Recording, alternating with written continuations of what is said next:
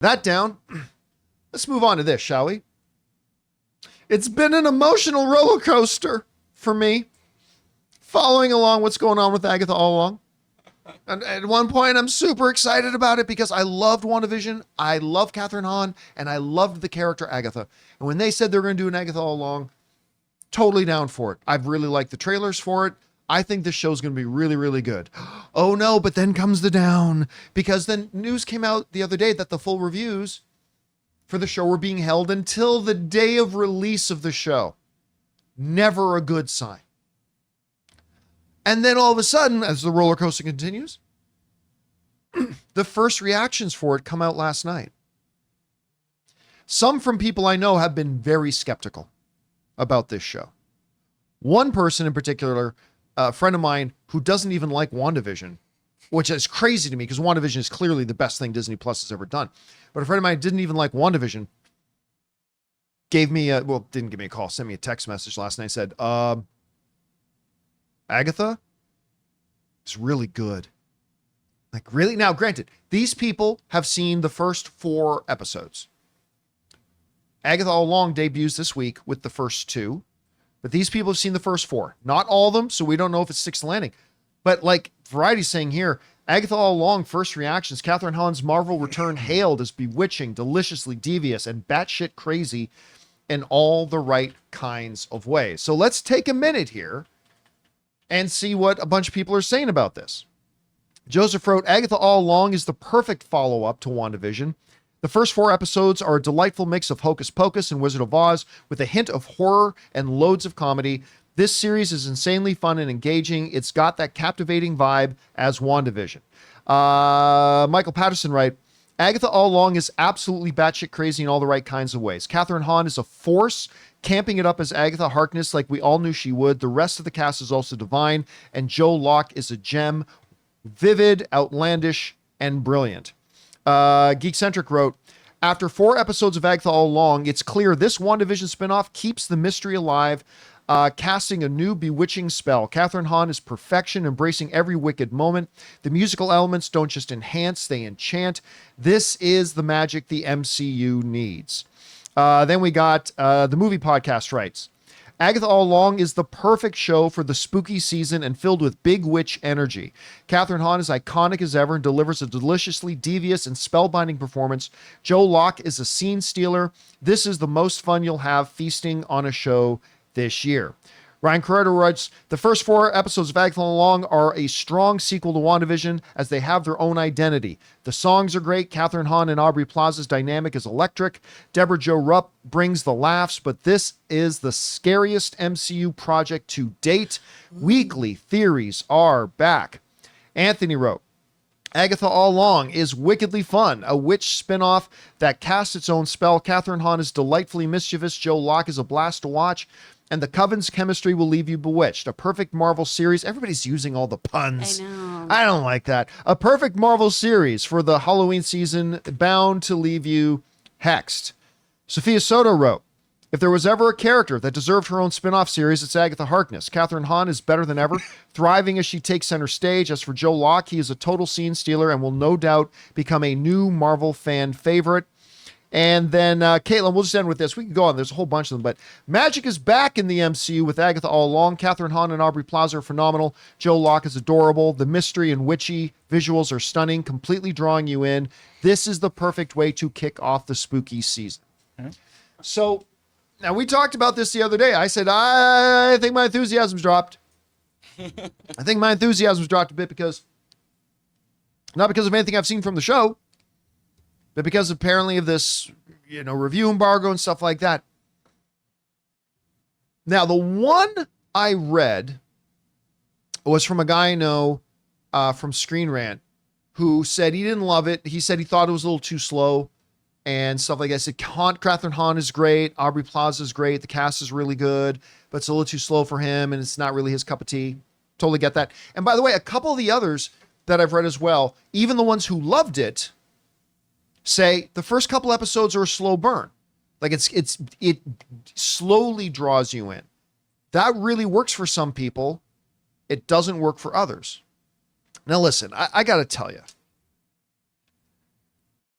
Disney Plus, particularly their Marvel stuff, but their Marvel and their Star Wars stuff, has burned me many times. Right? Whether you're talking in Star Wars, Acolyte, Obi-Wan, Ahsoka, suck. Whether you're talking about the Marvel stuff, I mean, God, I still haven't recovered from Secret Invasion. Oof, Magoof. I forgot about that show. Oh, I'm sorry I reminded you. Oh, it was so bad. It was so bad. I'm sorry I had to bring it up and remind you of that. I completely purged it from my brain. And I'll be honest with you. I'm not saying I can't get there. Maybe I will. But right now, I am not looking forward to Ironheart. I'm not looking forward to Wonder Man. I'm not looking forward to just about anything else they've got coming out. But there's something about Agatha. Because I loved her in WandaVision. And I want this to be good. And I believe it'll be good. And so I got to say, my roller coaster continues because I like what I'm hearing. I'm particularly happy that I'm hearing from a couple of people that I know specifically, were skeptical. Like Amelia wrote this, said, I had a lot of concerns heading into Agatha All Along, but I'm thrilled to report that the witch has quite enjoyed what she's seen so far. I'm having a ton of fun theorizing already, and I really hope it sticks the landing. So hearing from a couple of people who I know were going into Agatha very skeptical, hearing from somebody that I know that didn't even like WandaVision, which I don't understand at all, but whatever, he's entitled to his opinion, didn't even like WandaVision, telling me, I really like this Agatha show. Again, does that guarantee anything? No. Also, even if they're right, and the first 4 episodes are great, Disney Plus is notoriously bad on sticking their end. Unless it's called Andor, they're very bad on sticking their landing. So maybe the first 4 episodes are great, but maybe the last 4 are terrible. Don't know. But I'm at least re-encouraged. I'm at least re-encouraged for now what I'm seeing for this. Anyway, we want to thank a sponsor of today's episode, Hungryroot. Guys, you know me, I like things that make my life easier, especially things that make it easier for me to eat healthy and eat well, and certainly more effectively than trying to order from food delivery services. Hungryroot is the easiest way to eat healthy. They send you fresh, high-quality groceries, simple, delicious recipes, and essential supplements. It's like having someone else do all the planning and shopping so you don't even have to think about it. Hungryroot gets to know your personal health goals, dietary restrictions, favorite foods, how much time you want to spend cooking, and more. Then they build you a personalized cart with all your grocery needs for the week, including easy 4-ingredient recipes to put those groceries to use. Each order is fully customizable so you can take their suggestions or choose anything you want. They've got fresh produce, high quality meat and seafood, healthy snacks, smoothies, sweets, ready to eat meals, kids snacks and meals, vitamins and supplements, and much more. Everything from Hungryroot follows a simple standard. It's got to taste good, be quick to make, and contain whole, trusted ingredients. Right now,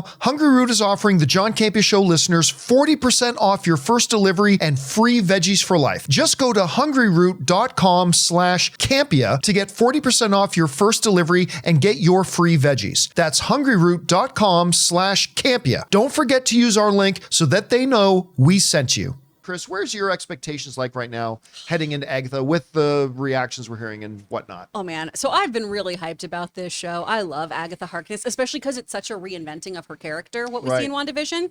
For those of you who don't know, she started as a Fantastic Four character. A nanny for Franklin. For Franklin Richards, her first issue was when we finally learned Franklin's name back in 1969. Fun stuff. Just hangs out with them and helps him kind of hone his powers and stuff. Really, it's Catherine Hahn's portrayal that has now shifted how that character exists in the comics, which is some powerful stuff. To completely make a character pivot is really, really cool. I finally lost a little bit of steam, though, on the whole embargo issue. Yeah, me too. But this makes me really happy, especially having people point blank say, hey, I was nervous going into this, and they do a good job here. Now, does that mean that we are going to have a really successful show? Jury's out. You know, episodes 8 and 9 could totally just drop the ball. Exactly, because we've seen that happen before. We've all been burned. But I am intrigued. I'm honestly surprised that this is the scariest thing that's come out so far, and I'm nervous and excited about that. Several of them have been saying that, saying it's legit scary. It's like there's legit horror elements to it. So I'll believe that when I see it. But I mean, it's interesting to hear. I'll be scared. Well, y'all know that. I'm scared of everything. Agatha goes poking people's eyes. Oh, God. It'd be horrible.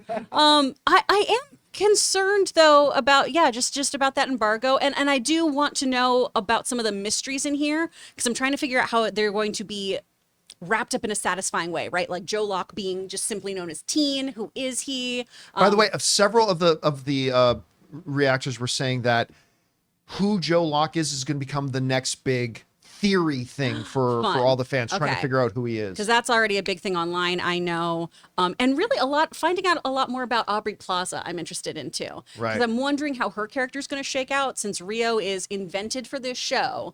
But we've seen Marvel do this before, where it's a bait and switch of, but they're actually this. So I'm interested to see how the final episodes are going to happen, and we're going to see if they give us a good ending here that makes us want to watch more, as opposed to, things like Moon Knight or others where they started out great and then we kind of went, oh, that's it. That's my fear here. Yeah. Now, when does it drops tomorrow, right? Yes, yeah. 6 p.m. Pacific Standard Time, 9 p.m. on the East Coast. Ray, you're going to have to come by and we're going to have to watch the first couple episodes. Maybe we'll do a reaction to it afterwards. But listen, I'm just going to hope that this is a recovery from the not so great streak Disney Plus stuff is on, and I'm believing in it. I'm choosing to believe in this. Hopefully it won't let me down like the Acolyte did. But guys, question is for you. What do you think about this? Where's your anticipation level right now for Agatha? I think people are sleeping on it, but we'll find out. I'm at least encouraged a little bit by the early reactions, but again, it was just for the first 4 episodes. Whatever you guys think, jump down to the comment section below and let us know your thoughts. Hey guys, thanks so much for watching this video. Make sure you like the video, leave a comment, and subscribe to our channel. And don't forget, we have a daily podcast called the John Campea Show podcast, available on Apple Podcasts, Spotify, or your favorite podcasting app of choice. Go and subscribe to it today so it'll be there when you need it.